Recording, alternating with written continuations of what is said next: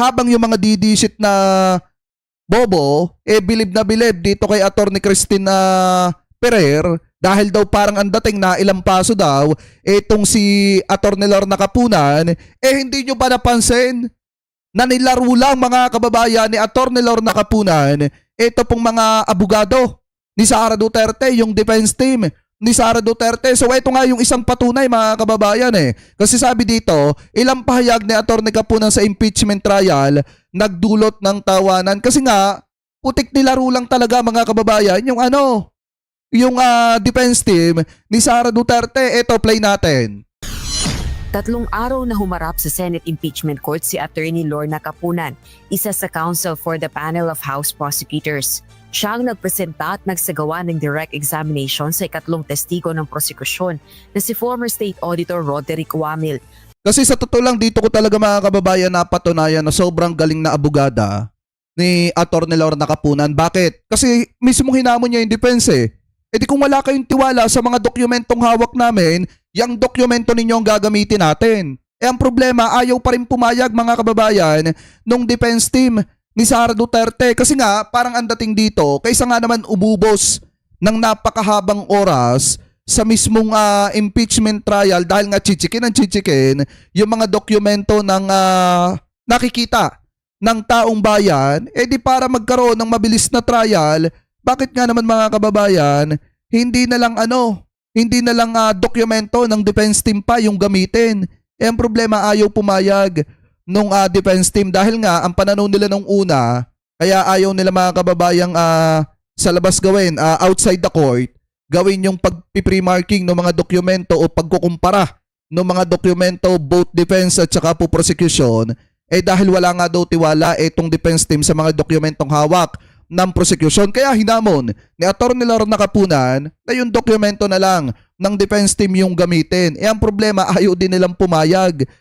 Gusto talaga nilang kumain ng mahabang oras yung pagkukumpara ng mga dokumento. So ngayon, ituloy pa natin. Para sa article of impeachment laban kay Vice President Sara Duterte na confidential funds misuse. Umani ng tawanan sa loob ng Senate Impeachment Court ang ilan nitong mga pahayag, gaya ng humingi ng 3 minutong recess matapos tumayo ng matagal sa pagtatanong sa testigo. Your Honor, please, may we ask for a 3-minute recess for this? For what purpose, counsel? So you can go over the folders and so I can sit down. Dahil din ang tanungin ng witness kung kilala ba dito si Attorney Michael Poa na abogado ni VP Duterte. Kilala mo ba, Mr. Witness, si Attorney Michael Poa? Nakikita ko po siya sa news. Nakikita mo siya sa news? Hindi mo siya nakikita sa in-person?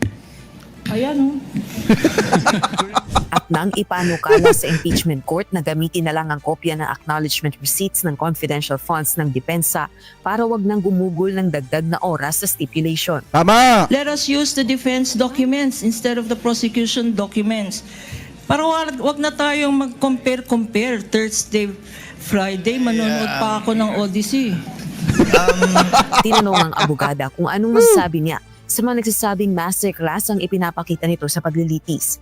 Pero ang tugon nito, hindi niya ito maituturing na masterclass at ang consistent na ginagawa lamang niya ay ang maigting na paghahanda. My own standard is myself. I am the judge of myself. If I am there in the audience and I am bored, that means I'm not doing it right. I am my own judge. Know when to present and not to present. Paikliin ang presentation and know when to stop. Yun, some of us don't know when to stop. And I will not name these senator judges. Even with 48 years of experience, there is no substitute for preparation. Ito yun mga kababayan, nasan ba yung mismong video na na talagang sinupalpal mga kababayan yung abogada ni Sara Duterte. Pero iba yung kwento. Iba yung kwento ng mga DD-shit. Kumbaga ang pinapalabas nila, si Attorney Lorna Kapunan daw mga kababayan, yung inilampaso. Ito. Opening a chance for you to do so, to compare it. Ito ha. have not been compared with our own copies, Your Honor. So we cannot determine with certainty, Your Honor, if their ARs are actually identical with our copies, Your Honor. Counsel, So that we is cannot- precisely the opportunity the court is opening a chance for you to do so, to compare it with your copies of your ARs. Perhaps to restore a level of trust on the side of the defense, maybe we can even use their own documents. Diba? Hinamo na. Para nga naman wala ng pagtatalo, di gamitin na lang natin yung sarili yung dokumento.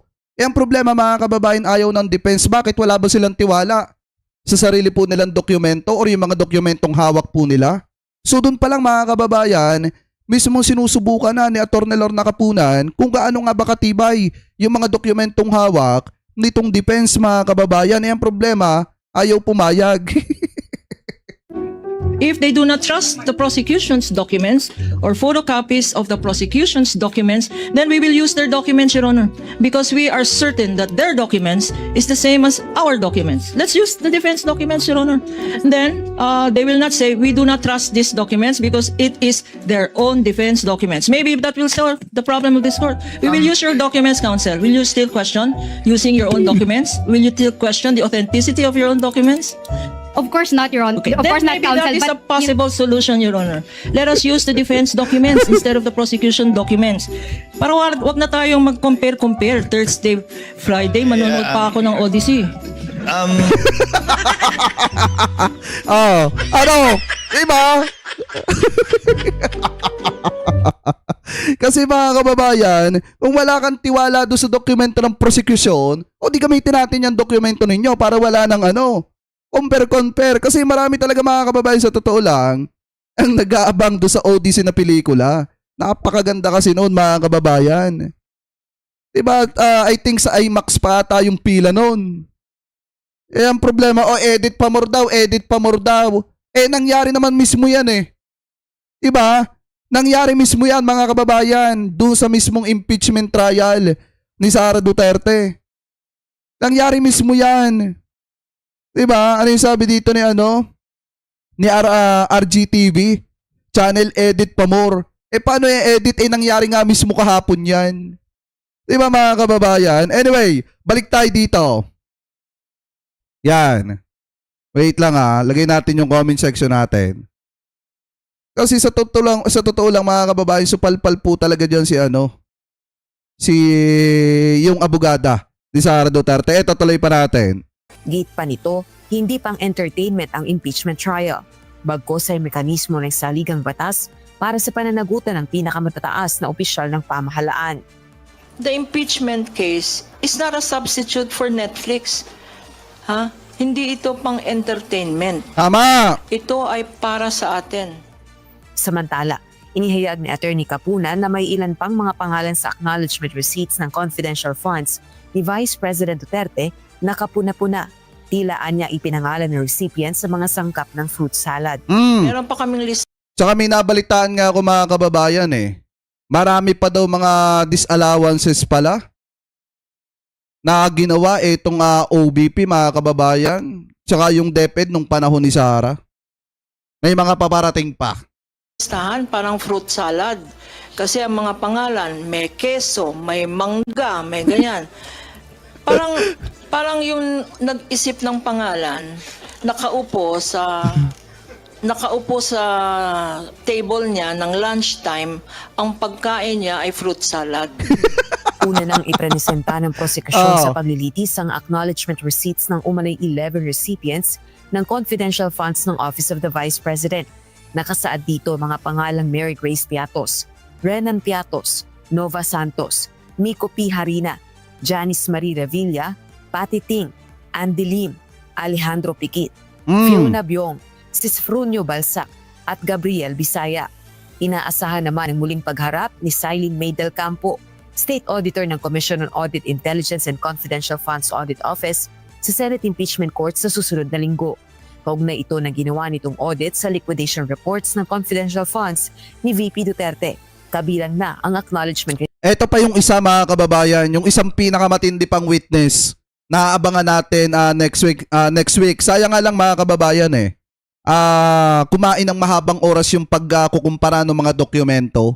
Pero kung hindi sana kumain ng mahabang oras yon, ang ganda sana mga kababayan, marami tayong matutuklasan dito. Receipts. Rosalie Cruz humahataw sa balita ngayon.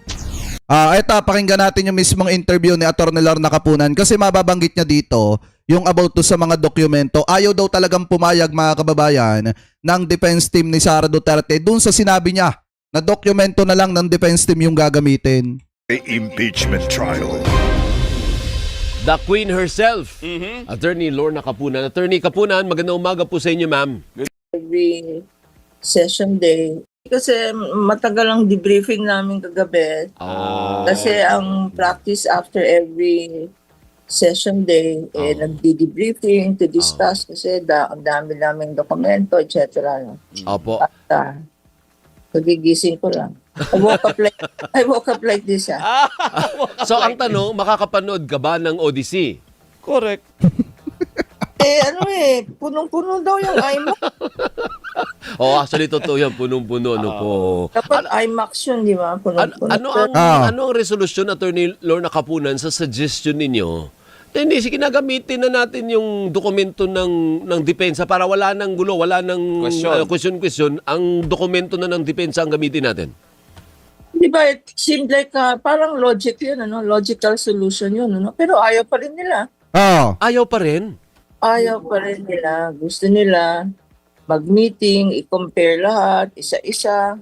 Alam mo, ito, for this first batch, yung tinatawag na, yung tinatawag na confidential funds for the last quarter of December 2022, 842 yun. Pero sa mga ibang quarters, meron pa tayong first, second, and third quarter, Sa DepEd, tsaka sa Office of the Vice President. Alam nyo, ilan yun? 4,492. Ang dami. Dami. Can Isa-isa you imagine kung ayaw nila, gusto nila isa-isa, i-compare. Pumirma naman sila, I'm sorry, pumirma naman sila nung pre-trial per document, 3 signature, Gusto nila, ang sinasabi naman nila, hindi naman signatures yung natawag na chain of custody. Baka daw yung mga minark namin, iba sa mga documents na sinubmit nila or lost along the way, mga ganyan. Hindi ko maintindihan. But in any event, hindi na tayo makakanood ng Odyssey. Pero posible ba yun na lahat yung 4,000 dokumento ipagkukumpara? Hindi ba yun? That's a waste of time, is it not? Ang daming kakainin na na oras niyan mga kababayan. Biruin nyo, mahigit 4,000 mga dokumento ikukumpara isa-isa mga kababayan. Tagal niyan. Kakain na mahabang oras yan. At saka ang isa pa dyan, ang nakikita ko dito mga kababayan, siguro yung ginagawa ng defense, delaying tactic. Sinusubukan nila kung kaya nilang i-delay itong usapin na ito hanggang sa mawala ng gana ang taong bayan. Pero tandaan po natin ito pong pinag-uusapan dito ay para po sa ating lahat yan. Kasi yung mga katanungan ninyo mga kababayan, masasagot dito Pag nagpatuloy to ng nagpatuloy, kasi ang pinag-uusapan ngayon numbers na. Ngayon, pag napatunayan na talagang grabe yung ginawang pag-abuso sa pera ng taong bayan, masasagot yung mga katanungan nyo. Kung saan napunta nga ba yung 125 million pesos. Actually, 612.5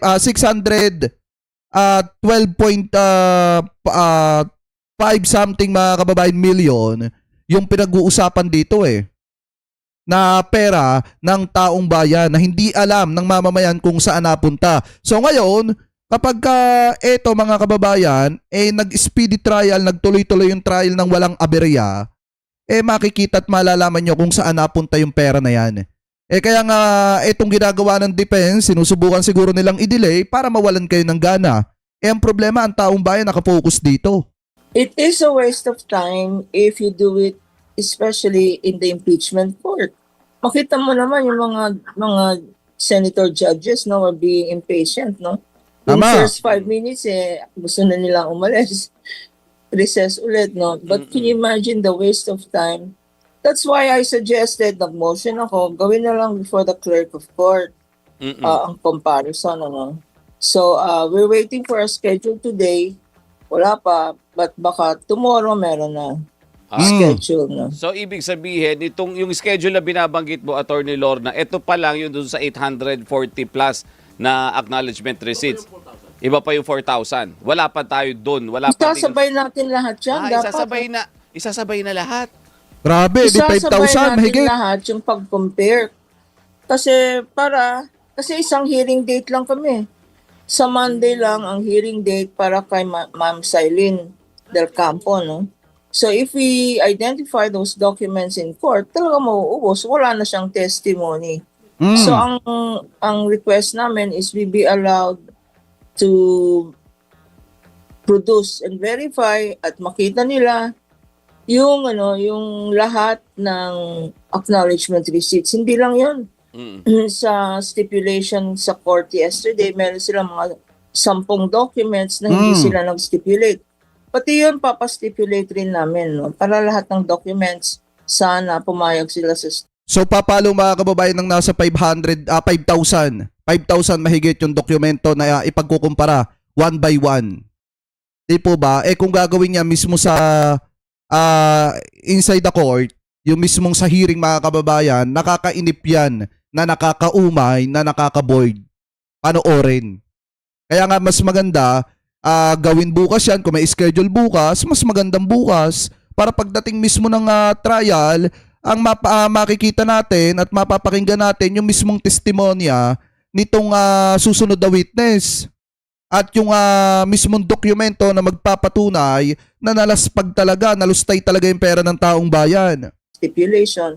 Because yung mga sinabit naman namin, dokumento rin nila. Tama. Pero kakayanin po ba yan, Attorney Capuna, na hanggang before mag-Monday, kagaya ngayon, wala nang pasok sa Senado, suspended because of the weather. So may Friday na lang kayo. Kaya ba yun? Dinivide ko kung tig-isang minuto lang sa 4,000 na documents, 66.66 hours yun. Nang walang tulog. Ang haba nun. Paano yun? Mahaba yun. Kaya nga. Kakayanin yun, Attorney? Hindi ko alam. Baka nga may bagyo pa bukas eh. At saka ang Senado talagang, I think, no, like Congress, I think Friday is a non-working day. So Tama. what do you propose to solve this impasse? Prayers. Dasal. Kailangan Prayers ang talaga solusyon, prayers ang sagot. Na pumayag na sila na tama na, nakita nyo na yan namarkahan. Let's be reasonable here. Hindi ito it's not a matter of sinong mas magandang strategy, no? It's a matter of authenticating and seeing that the documents are real, no? Na Tama. they exist, na talagang pinadala ng office nila, no? So, I hope they get to see reason, because dokumento nila yun. If not, we will insist na lang na we will use their own documents. Okay. Tama. Now let's go to the meat, yung sustansya po ng testimonya ng yung taga-COA, no po. And nahuli po kayo, ang sabi po ninyo ay scam. Although stricken from the record yun, Robert, di ba? Yung scam, po. It's a scam. It's a sabi scam. niya. Ba't umabot kayo sa ganung Conclusion. pagbulalas ng mga salitang hindi maganda, Attorney Lorna? Actually, yung scam na yan is really, hindi ba it's an ordinary term, no? Pag dinuloko ka, pag kunyari humiram ng pera, hindi sinuli, di ba? Naghiram ng cellphone, hindi sinuli. At gano'n ng gano'n, hindi yan tawag ng scam. Tama. And it is a way of connecting to the public for them to understand ano ba talaga itong acknowledgement receipt, ano ba itong disbursement voucher, ano ba itong mga liquidation report. Kasi napakaraming accounting terms, no? Ang bottom line doon, bakit natin tinitignan lahat ito? Kasi pera yan eh. Pera, ginamit ba yan sa gamot? Ginamit ba yan sa grocery? Ginamit ba yan sa chairs? At pag ginamit doon, hindi naman confidential purposes yun.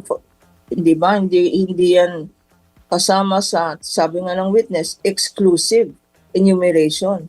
Dapat, no? Kung wala sa enumeration, sa joint circular, bawal. Tama. Hindi, pero yung, si Senator Amy kahapon, narinig ko siya, yung Senator Judge Amy Marcos, ang ini-insist niya, yung accountable officers. Yung Sabi special niya, disbursing oo. officer, Sabi sabi niya, hindi niya. si Vice President. Nawala ba?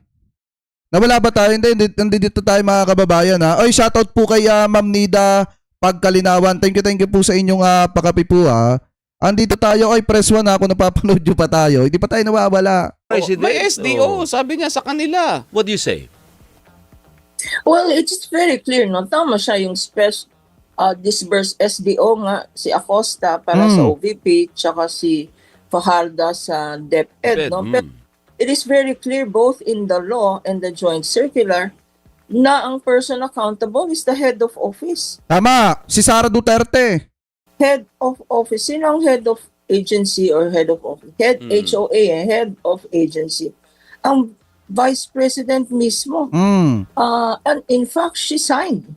She signed in the documents, no? Yun ang inumit, yun ang hindi sinabi ni Senator Amy, that it is not only her signature. It is not the signature only of Acosta and Fajardo na lumalabas sa mga dokumento. In each and every document that we showed, it is the signature of the Vice President na Yung kasi malaking pagkakamali talaga mga kababayan na hindi na i-disclose ni Amy Marcos. Ano po, na naandudon talaga yung pirma ni Sara Duterte. Kaya hindi pwedeng sabihin na walang knowledge itong si Sara sa nangyaring pag-abuso sa confidential funds. Kasi tingnan niyo mga kababayan yung mga dokumentong ipinakita, maliwanag na naandudon ang pirma niya eh. Naandudon ang pirma niya. Nakita ng taong bayan. Diba, paano niya itatangging walang alam si Sara doon? Paano nila sasabing walang alam ang presidente dun sa nangyaring pagkulimbat sa confidential funds na pera ng taong bayan nandun ang pirma niya? nandun. Diba? At napakahalaga. That's why I pointed out. Anong ibig sabihin nitong approved Okay, kaya Benjamin Partosa, live po ito, yes. by Mr. Witness? Anong ibig sabihin nitong certified by, attested by? Ang ibig sabihin nun, sabi ng witness, accountable. Kasi alam niya, no? It's not sinertified as if niya. hindi alam ng Vice President or ng Deputy Secretary na gano'n ang ginastos. Sa madalit salita, sinertified niya, pinatotohanan niya dahil nandoon ang perma niya. Siya ang nag-certified. Etc. No? So, it is very clear. And when the witness, the sad part is, when the witness wanted to explain or attempted to explain, he would be cut in the mid-sentence. No? So, yun ang mahirap pag ang questions ay galing sa senator judges. Hindi kami If it were a defense counsel that asked that and interrupted our witness, I would have objected. Pero pag ganyan, mga senador, hindi ka naman pwede mag-object. So clear yun, Robert tsaka Alvin. Accountable officer, Sara Duterte. Very clear in the records. Kaya Ayan. Diba, ito, cut na natin dito mga kababayan na. Ayan, maliwanag naman yung sinabi ni Atty. Lorna Capuna na very clear na may pananagutan, may accountability itong si Sara Duterte. At ang isa pa dito mga kababayan clear din naman na ayaw pumayag talaga ng defense na gamitin yung kanilang dokumento. Ang gusto talaga mga kababayan, umubos ng mahabang oras, siguro delaying tactic, yung plano po nila dito, kaya ayaw nilang pumayag. Ano po mga kababayan, dun sa hiling o opinion, suggestion ni Atty. Lorna Capuna na para wala nang kumparahan pa at hindi na kumain ng mahabang oras yan, yung dokumento nyo na lang ng defense ang gagamitin mga kababayan. Kaso, maging yung defense ata ay walang tiwala dun sa lakas ng dokumentong hawak po nila. Ano po mga kababayan? So anyway, kung kayo po ang tatanungin, ano po ang opinion at komento po ninyo, hingil po dyan. Comment below na lamang po kung ano po masasabi nyo. Hingil po dyan mga kababayan.